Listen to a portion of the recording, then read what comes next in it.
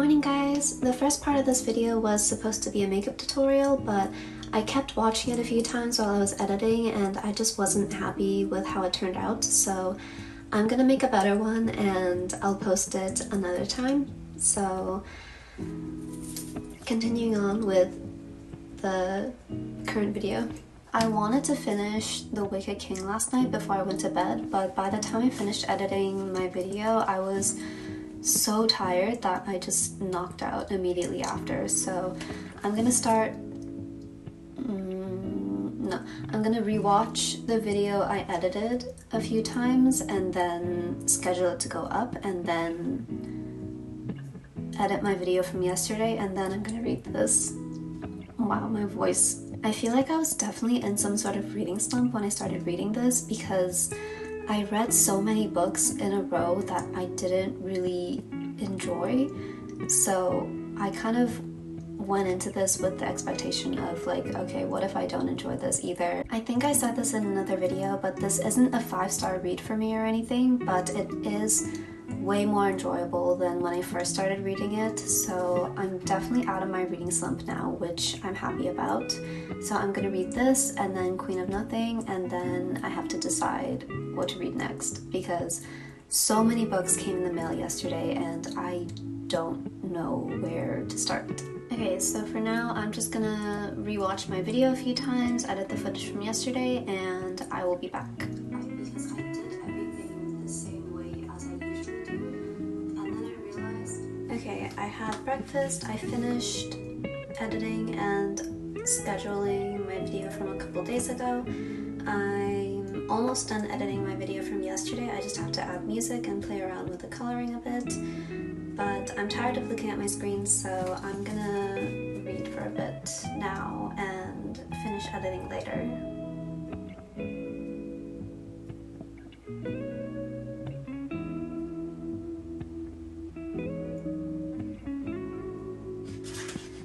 I really want to read this passage for you guys, but it's gonna be a spoiler, so I won't, but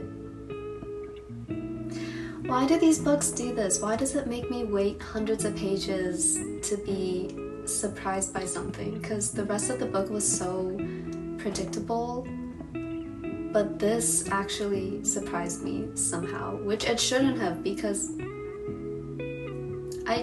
I should have seen this coming. I don't know why it surprised me, but it did, and it's super cute. As he speaks, I begin to tremble with something between hope and fear. The words he's saying are so momentous that they're surreal, especially here in Eldred's own rooms. Time seems to stretch out. Above us, the branches begin to bud, as though the land itself heard the words he spoke. Okay, the last 2 chapters of this book actually shocked me, and I did not expect that, because this book has been pretty predictable the whole time, but the last 2 chapters actually shocked me. And that was the case with the first book as well. I had to go through so much setup and filler before I got to the good part, and that's the same thing with this book. I had to go through so much filler and everything was so predictable until the last 2 chapters. So although I really enjoyed the ending, I'm gonna give this a 3 out of 5 because I had to sit through so much setup before the shocking parts actually happened. I do understand the hype behind these books. I understand how people could like them so much because the world is pretty immersive. I was much more immersed in this than I was in the first one. The world building was not as flimsy as it was in the first book, which makes sense because this is the sequel, so she probably had it more put together.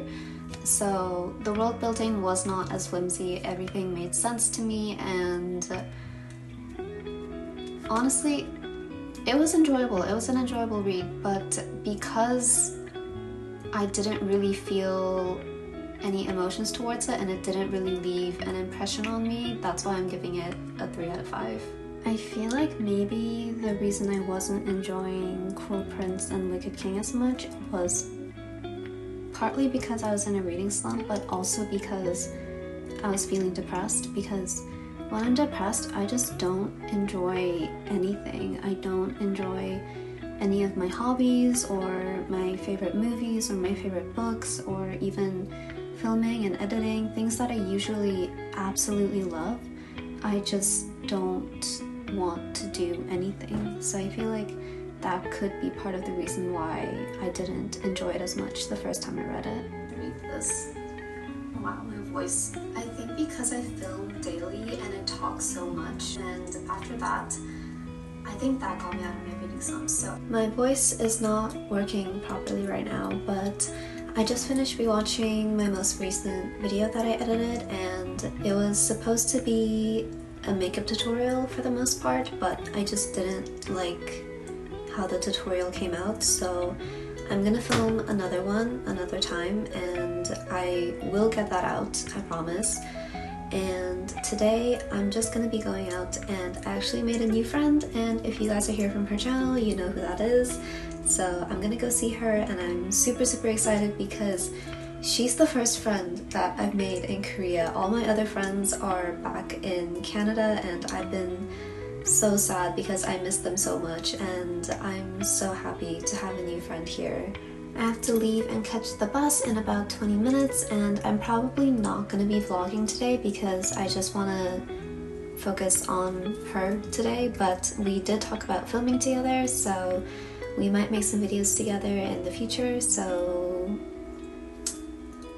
maybe. I was also watching my birthday vlog that I scheduled to go up, and I realized I didn't explain something. I said in the video I don't know what to do with my yellow Facebook, and that's because it came in Roman, and I actually don't know what language this is because it says it's in Roman on the front, but the guy I called at the store told me it came in German, so I don't know what language this is.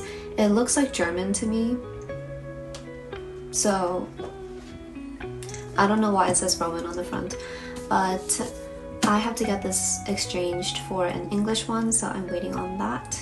Right now I want to start Queen of Nothing, so I'll probably start this tonight or tomorrow depending on when I get back today, and I'm cautiously optimistic about this one because the first two books, they kind of, I was bored throughout the first half of it and they were kind of predictable, but then near the end I was actually really surprised and I really enjoyed it. So I'm kind of worried that this is going to be the same thing where I have to get through a lot of filler and just a lot of setup before I actually get to the interesting parts, so I'm kind of worried for that. It is only 300 pages, so it shouldn't take me too long to read. So after Queen of Nothing, I really want to start Recursion by Blake Crouch. This is a sci-fi thriller, and honestly I kind of want to read this before Queen of Nothing because I'm more excited to read this, but I think it's about this disease called false memory syndrome, and it causes its victims to go mad with memories of a life they never lived. And I think the intention was to be able to re-experience your old memories, like a first kiss or the birth of a child. And it says, as Barry searches for the truth, he comes face to face with an opponent more terrifying than any disease, a force that attacks not just our minds, but the very fabric of the past. So this sounds really intriguing, and I absolutely love thrillers, so I'm really excited to read this. So I may actually read this before Queen of Nothing or just read them at the same time. And anyways, now I have to get ready to go out because I have to catch the bus in about 10 minutes. So I'm gonna go get changed and then head out to the city.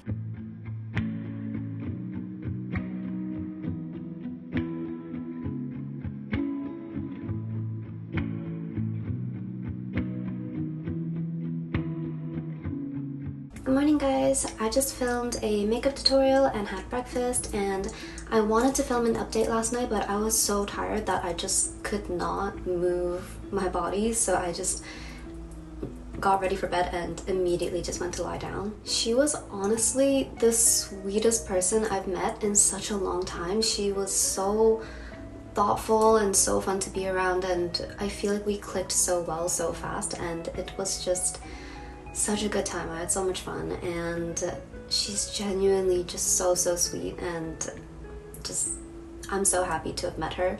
And she even got me a birthday present and wrote me a card, which is now sitting on my vanity, and all the presents were so thoughtful. Like, she watched over my videos and looked for things I would like, and that was so thoughtful and kind, and I can't believe I met someone like her. I'm honestly so happy to have made a good friend here that I can just talk to and spend quality time with and explore with, because I've been feeling so sad and so lonely after saying goodbye to all my good friends back in Canada, and I had no idea where to start to find new friends out in Korea. So I'm so happy and grateful to be able to call her my friend now. We also decided to start a mini book club together, and right now we're gonna read Better Than the Movies, and neither of us are really into romance books. We were actually talking about this yesterday.